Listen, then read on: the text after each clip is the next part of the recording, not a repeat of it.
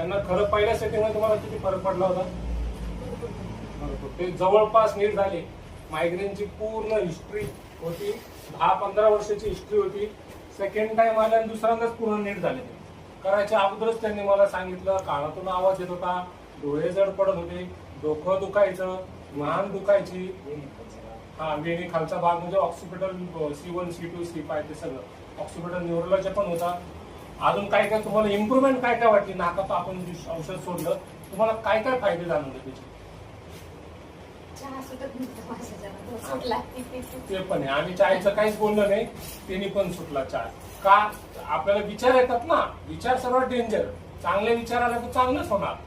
जर असे निगेटिव्ह विचार आले, म्हणजे कोणाला व्यसनीचे विचार आले, चायचे काय पण असू दे, तंबाखूचे याचे, त्याच्यावर पण कंट्रोल केला. मी काय म्हणलो, विस्मरण शक्ती वाढते. लहान बाळाची असू, लहान बाळापासून मुलीपासून तर मुलापासून तर 99 वर्षापर्यंत करू शकतात. पुस्तकात दिलेले, शास्त्रात दिलेले.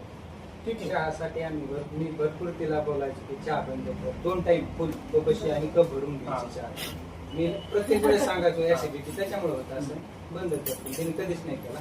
तुमची ट्रीटमेंट बघा, चायचा वापस त्यांनी ऑटोमॅटिक त्यांचेच आम्ही त्यांच्याकडून फीडबॅक याच्यासाठी घेऊन राहिलोय की आम्हालाही माहित पडतं तुम्हाला याच्यापेक्षा अजून काय काय फायदा वाटला, आजारामध्ये काय काय इम्प्रुव्हमेंट वाटला.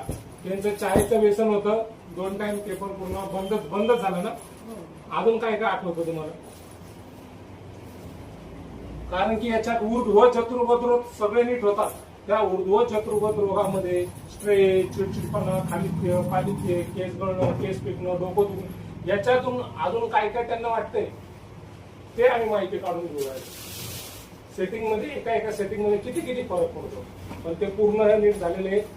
कोणाला असा त्रास असेल मायग्रेनचा म्हणा तर आपल्या आरोग्य हॉस्पिटलला भेट द्या. डॉक्टर असतात तर स्वतःहून डॉक्टर आहेत. लेडीज पेशंट ती स्वतः करते मॅडम. डॉक्टर कल्पना आंधळे, सिस्टर आहे, स्टाफ आहे आणि मी सुद्धा असतो. कोणाला काही त्रास हो भेट द्या, 100% आपण नीट करू.